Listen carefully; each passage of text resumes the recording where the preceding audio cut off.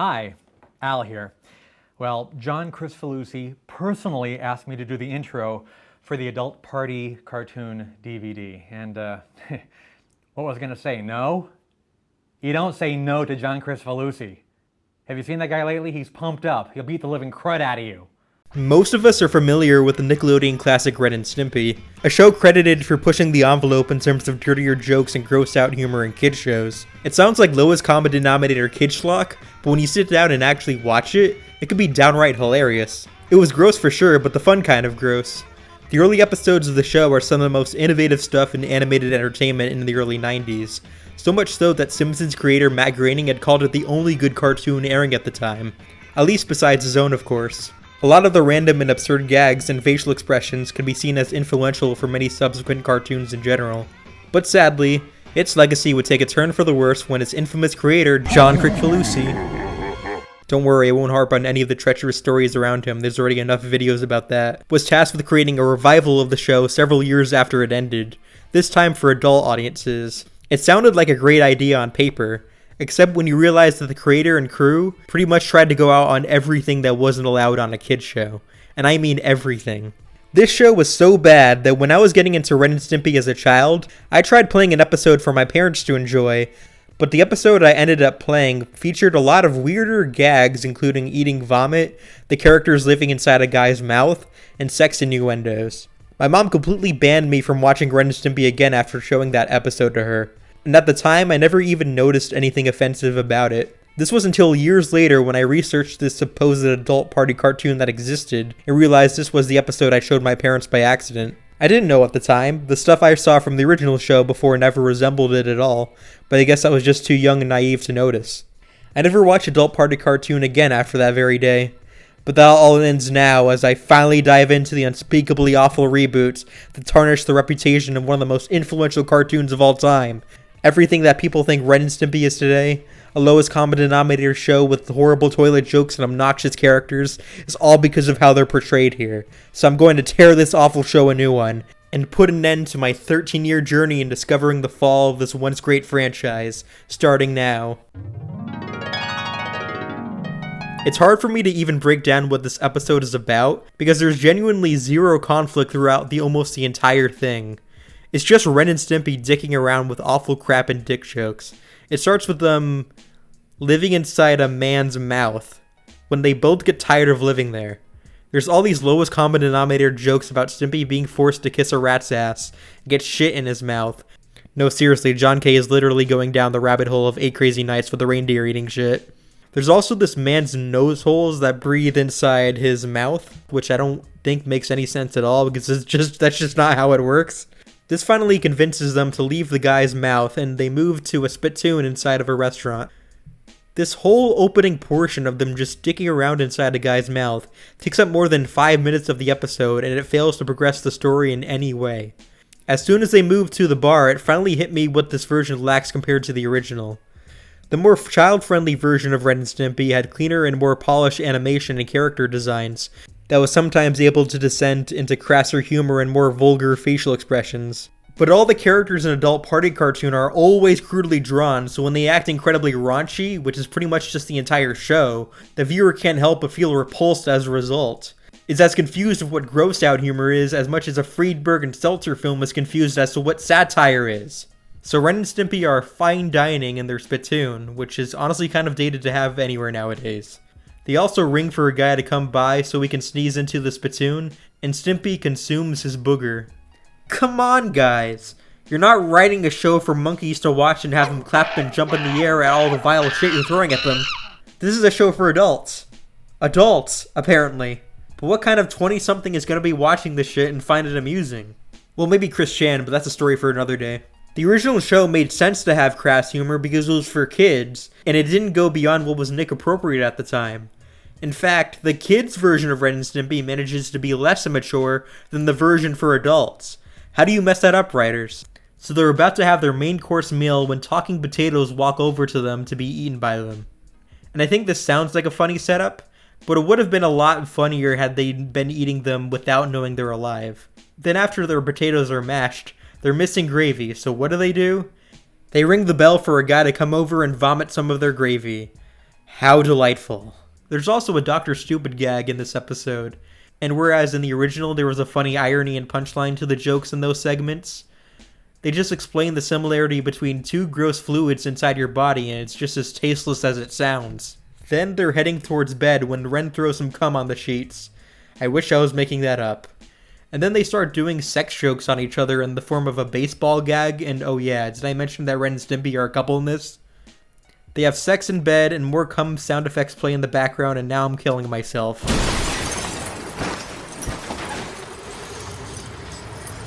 The people of the pub realize that there's two people living inside their spittoon, and what starts out as a gag with one of the guys sucking their boogers back up, goes to a chicken retrieving its eggs up its ass and a guy who had taken his own eye out.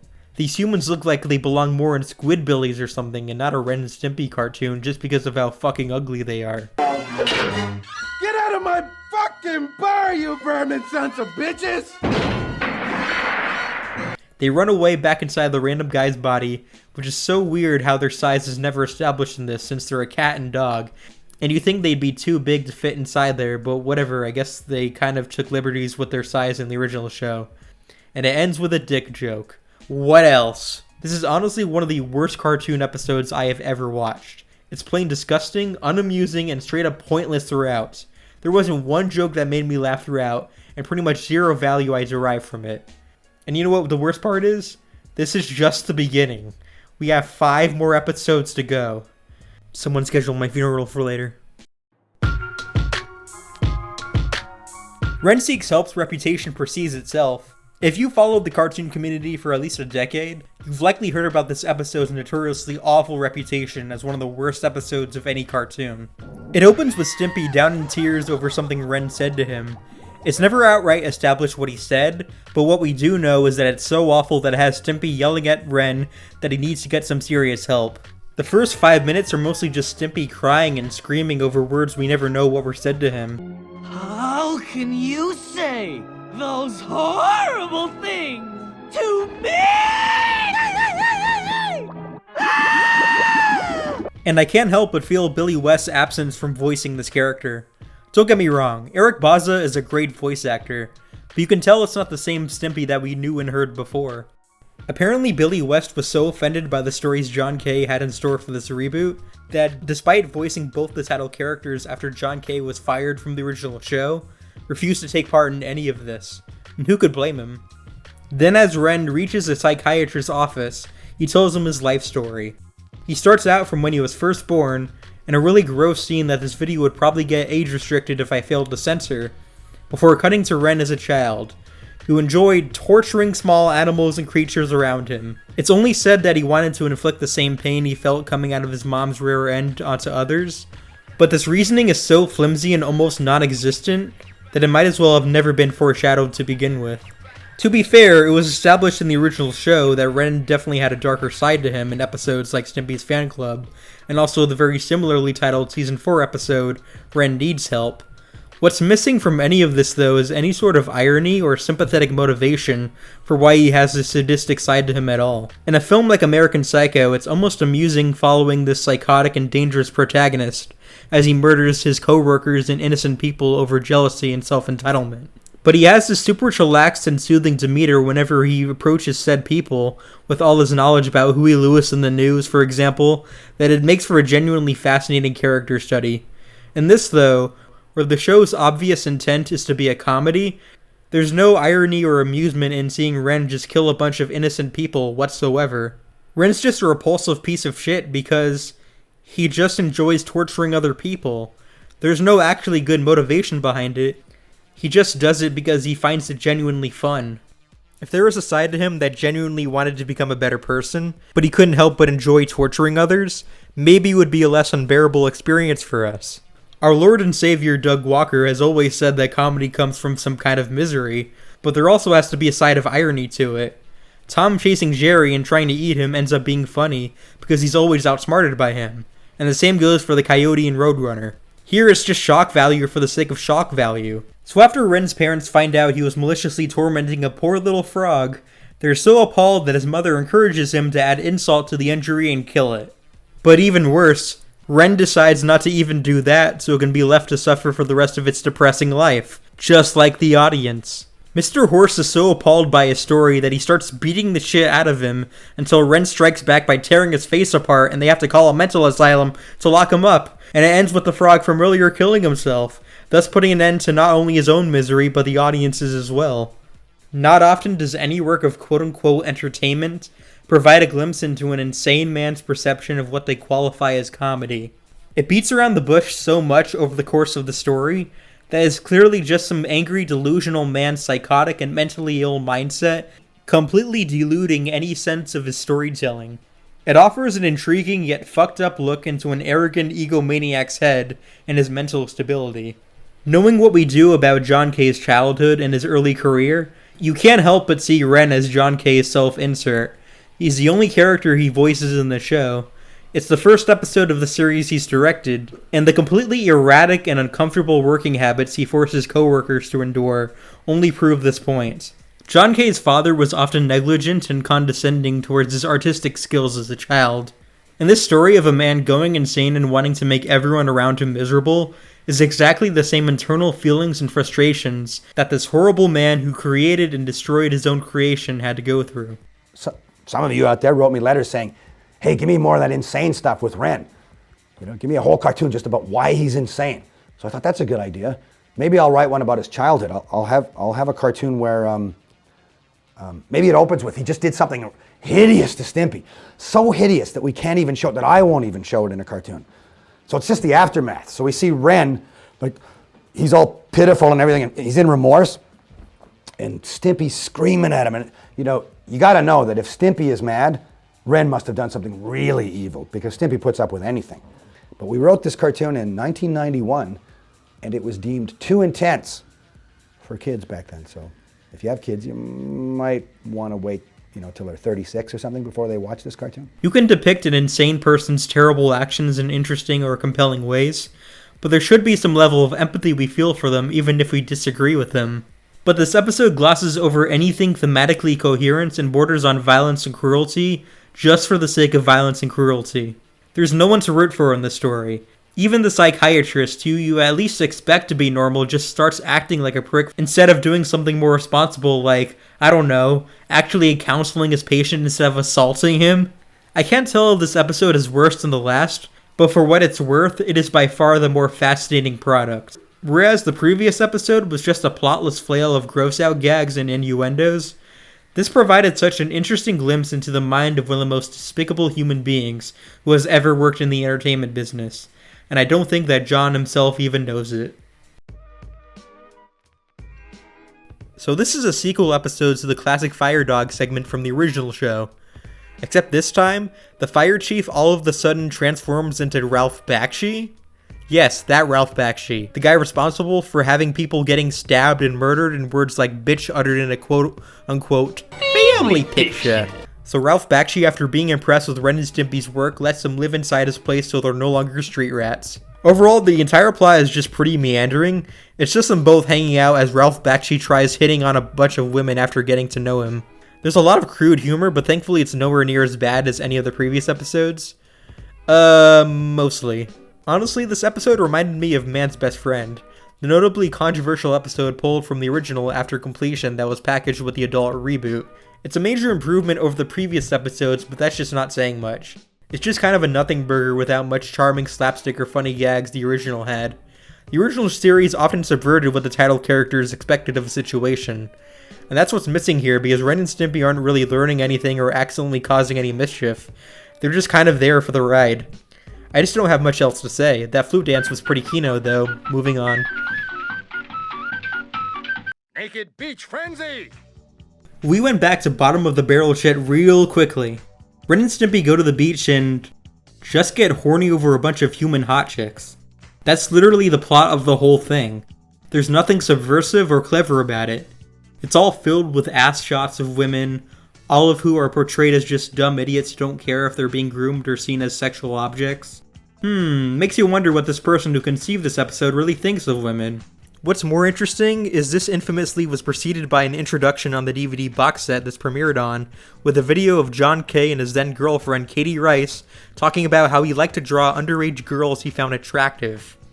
Katie showed me one time, she drew I was at her 15th birthday party. She showed me her sketchbook, and one of the drawings in it was a copy of a drawing I did of my character, Sody Pop. You still have that drawing? Yes, it's not very good. Yeah, it was pretty cool. Anyway, she is now, as far as I know, the best artist in the business at doing sexy girls. The entirety of it is just grooming and sex jokes, all delivered in the laziest way possible.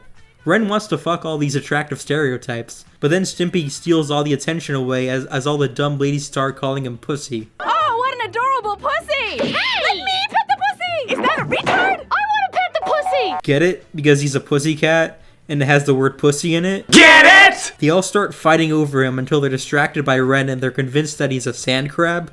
They're saved by a lifeguard, and one of the girls asks for a lock of this guy's pubes, which, like, can you actually imagine in some strange alternate reality where the first thing a woman asks of a guy is to get close to their pubic hair? Only John, an insane person, would ever think of such a thing.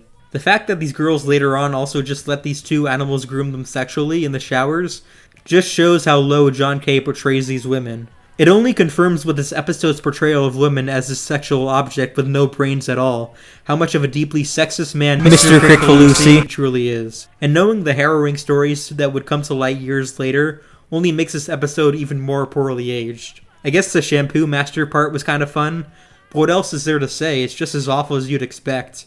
All packaged with the same wacky and obnoxious animation, with characters constantly flailing their arms up in the air and overuse of sound effects that are extremely misplaced. So good.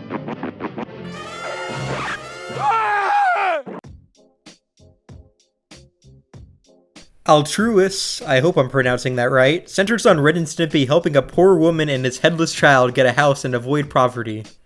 First, I gotta mention, I don't know if I secretly saw some extended version of this or something, but this was way too long at a runtime of 49 minutes despite IMDb saying it's only 10. Despite a pretty bad opening with Ren being a jerk to Stimpy for no reason, it's actually not bad and is probably the best episode of the show, even though that's obviously a very low bar. You can actually find some of the same charm in this that you did in the classic original, even if it doesn't even come close to its peak quality. There's some gags I thought were still kind of uncomfortable though, like when Stimpy is making out with a duck, which is just pretty tasteless. There's also this one part where Ren and Stimpy are robbing this house. They're acting in front of this TV screen while a couple is watching, thinking they're just part of the show. This gag could have easily gone somewhere funnier, but hey, it didn't make me want to hang myself, so that's a damn accomplishment as far as this show's got it going. The rest of the episode isn't too bad either. Well, except for the one scene you've probably seen out of context before. Honestly, it might sound like I'm being super positive on this, but it's only because it's really a breath of fresh air as far as these episodes go. It's mostly just forgettable if I'm being honest. Here we are, the last episode of the show's bitter run. Stimpies Pregnant is essentially a rehash of the episode Son of Stimpy from the original show, and only that episode but bad. Instead of it just being about Stimpy looking for a fart that he calls his son, the episode revolves around him doing insanely gross things for no reason other than to assault the audience's senses. It starts off with a written prologue describing how good mothers are. I don't know what this contributes to the rest of the episode because clearly Ren nor Stimpy is a woman. Oh. I guess Stimpy is a girl in this episode now? But the story really begins as Stimpy barfs his green vomit outside his house, and the stuff that's on him he insists on eating up. This is something that the screenwriters are probably doing with this episode's script. As with the previous episodes here, the show basically has the same problem as the newer SpongeBob seasons. Everyone is reacting with big expressions all the time, and it becomes exhausting after 5 seconds. Not saying the new seasons of SpongeBob having wacky faces is inherently bad, or that it's as bad as Adult Party Cartoon, but when they use silly faces in the earlier seasons, it was used sparingly compared to how it's there every few seconds in the newer episodes. I guess Stimpy's little adventure to get a new beer for Ren wasn't bad, but that means absolutely nothing, and you just kind of forget about it as soon as it's over. And in the same runtime, we're forced to watch Stimpy make a revolting sundae and puts chicken eyes on top. If it wasn't so grossly detailed, then maybe... Oh, fuck it, you know exactly what's wrong here. If you want to see this premise done right, watch Something Smells from SpongeBob. Alright, so hopefully we've gotten past the grossest part of this episode, right? It's ironic because afterwards Ren deliberately says, this is a family network. Too bad the show sucked so bad that it wasn't even airing at a network by this point. So they head their way to the hospital and Ren shoots some guys to avoid traffic. Honestly, this is actually pretty funny on paper, but only if it was actually something that wasn't presented as urgent, so we could see a bunch of characters being killed for nothing. Stimpy is in the hospital about to release the baby, and their doctor is Mr. Horse. Shouldn't he have been like, hey, it's that fucking chihuahua that killed me in episode 2? Stimpy begins trying to impregnate the baby as some person shows up with a tray of pee that, after falling over, jumps out the window.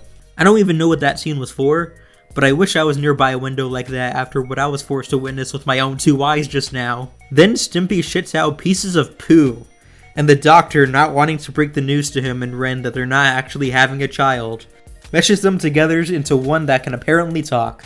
I honestly think the Eraserhead baby would be a less disturbing son for them to have. If it was anything but an infant made out of poop and it was presented with a more shocking reaction that the baby was actually real, then maybe this could have been a funnier joke. But no, sadly that requires the effort of John K, who is too busy calling Ben 10 and Avatar gay for him to pay attention to what he was scribbling on top of a piece of toilet paper for this episode's script. They're all puffing cigarettes as they're staring over Ren and Stimpy's newborn baby. And it ends with Stimpy's mouth kissing Ren with shit covered on his lips. I could not think of a more fitting end to such a shit-kissing series. While not every episode was necessarily terrible, Adult Party Cartoon remains one of the most twisted and repulsive works ever put on national television and home video. Every terrible trait and horrendous idea that ever stemmed from its own creator can be shown in this abomination. This DVD gives you some idea of what John K's brain is like when it's not being reined in by network censors. If you're used to the original Ren and Stimpy cartoons, some of this stuff may be a little shocking. This material is not for everybody. My wife hates these cartoons. Hates them. Hates them! My daughter is not allowed to watch these cartoons until she's at least 35. The original Ren and Stimpy wasn't Shakespeare, but it didn't need to be. It had wacky adventures and charming humor, all done tastefully even if it was childish. John K himself said years later that he never even grew up, that all the stuff he found entertaining as a child he never grew out of. This reboot's complete immaturity is just evidence of that, because every sick child's fantasy of what qualifies as entertainment is present here. Ironically, by trying to add sex jokes and innuendos, it doesn't make the show more mature, you only make it even more immature than the original.